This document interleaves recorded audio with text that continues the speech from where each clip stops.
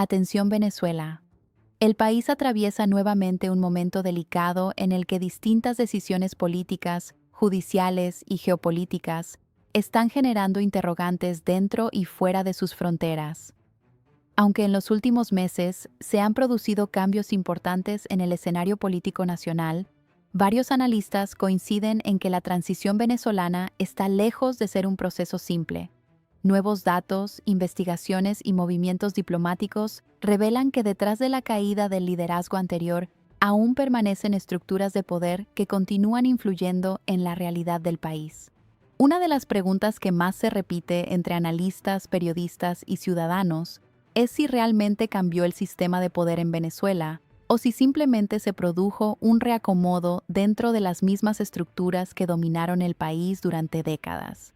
El debate se intensifica especialmente cuando se habla del llamado Cártel de los Soles, una red que durante años ha sido señalada por investigaciones internacionales como uno de los principales engranajes del narcotráfico en la región.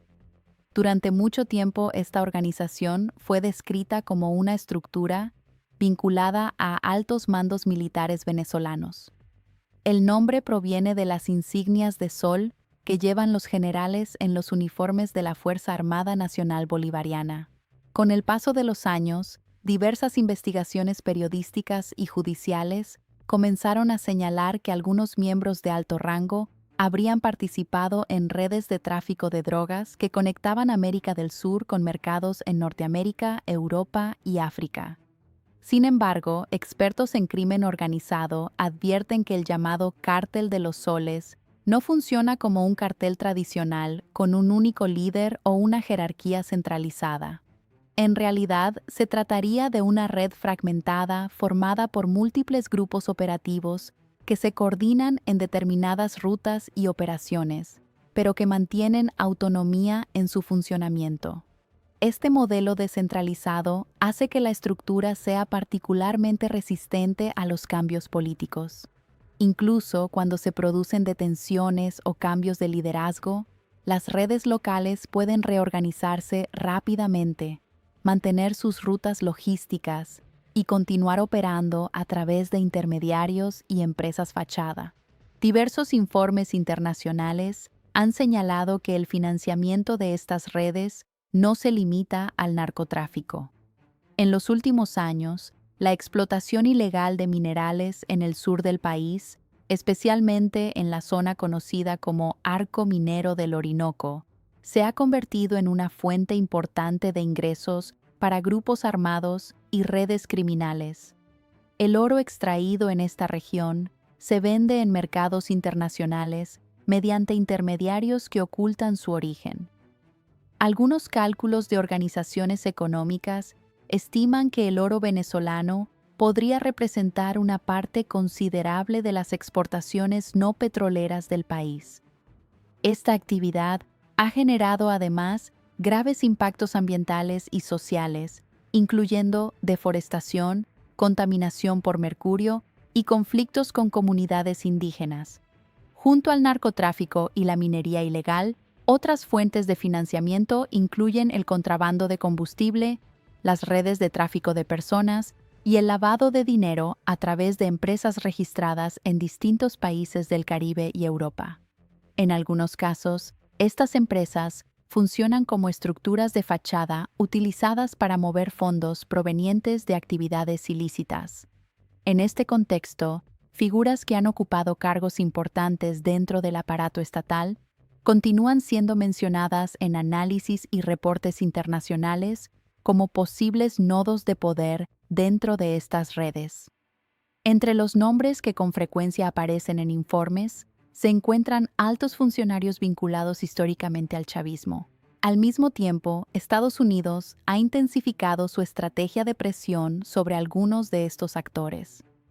Según diversas fuentes diplomáticas, emisarios estadounidenses han mantenido contactos indirectos con figuras influyentes dentro del gobierno venezolano, con el objetivo de explorar escenarios de negociación que permitan avanzar hacia cambios políticos y elecciones más abiertas.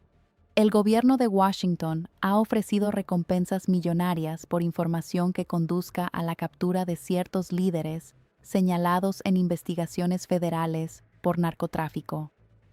En algunos casos, estas recompensas alcanzan cifras que superan los 20 millones de dólares. Sin embargo, especialistas en seguridad internacional advierten que la captura de individuos específicos no necesariamente desmantela redes criminales complejas. Estas estructuras suelen adaptarse rápidamente, reemplazando líderes y modificando rutas para continuar operando. Mientras se desarrollan estas tensiones geopolíticas, dentro de Venezuela también se mantiene un intenso debate sobre la situación de los derechos humanos y los presos políticos. En Caracas, familiares de detenidos han mantenido durante meses una vigilia permanente frente a instalaciones judiciales, exigiendo la liberación de personas que consideran encarceladas por motivos políticos. El campamento instalado en la zona de Boleíta se ha convertido en un símbolo de protesta silenciosa. Allí permanecen familiares que reclaman justicia para más de 70 detenidos vinculados a un caso conocido como la causa de la bomba de Plaza Venezuela. Organizaciones defensoras de derechos humanos han denunciado irregularidades en los procesos judiciales relacionados con este expediente. Según abogados defensores, algunos de los acusados habrían permanecido meses sin acceso a abogados privados y sin audiencias preliminares dentro de los plazos legales establecidos. También se ha denunciado que varios juicios se desarrollaron con pruebas débiles o sin garantías suficientes para los acusados. En medio de estas denuncias, el gobierno anunció recientemente medidas de excarcelación para varios detenidos. De acuerdo con organizaciones independientes, desde principios de año, más de 600 personas han sido liberadas en distintos procesos judiciales, incluyendo ciudadanos extranjeros. Sin embargo, activistas señalan que aún permanecen cientos de presos considerados políticos dentro del sistema penitenciario venezolano. También cuestionan que las medidas de amnistía no contemplan indemnizaciones para víctimas de detenciones arbitrarias o torturas. La vigilia de los familiares continúa mientras circulan rumores sobre un posible desalojo del campamento por parte de las autoridades. Para muchos venezolanos, este lugar representa un recordatorio visible de los años de confrontación política que marcaron la historia reciente del país. En paralelo, el escenario político nacional también está marcado por las complejas relaciones entre el gobierno venezolano, la oposición y la comunidad internacional.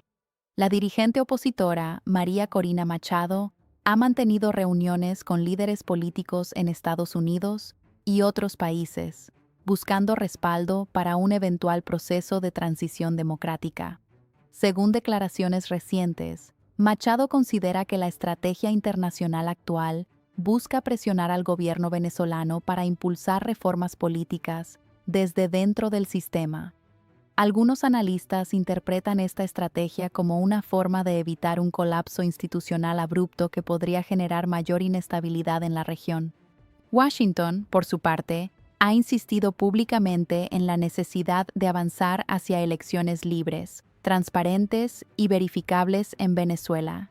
Funcionarios estadounidenses han señalado que cualquier proceso de normalización de relaciones dependerá de avances concretos en materia democrática.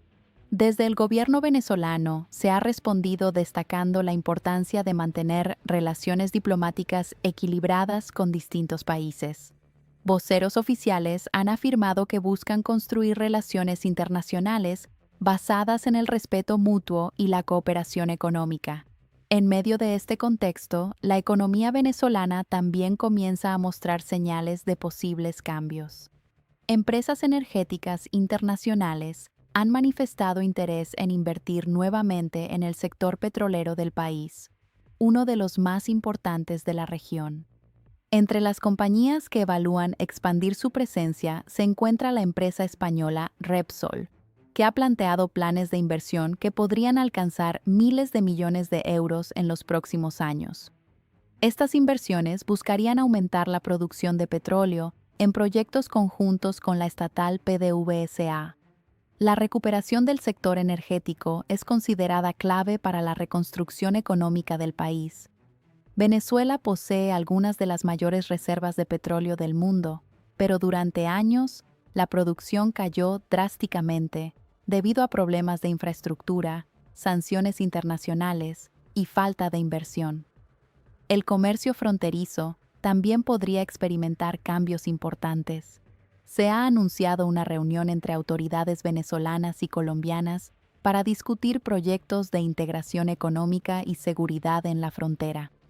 Este encuentro se realizaría en el puente internacional Atanasio Girardot, uno de los pasos más importantes entre ambos países. La frontera colombo-venezolana ha sido históricamente una zona de intensa actividad comercial, pero también un territorio marcado por contrabando, presencia de grupos armados y migración masiva.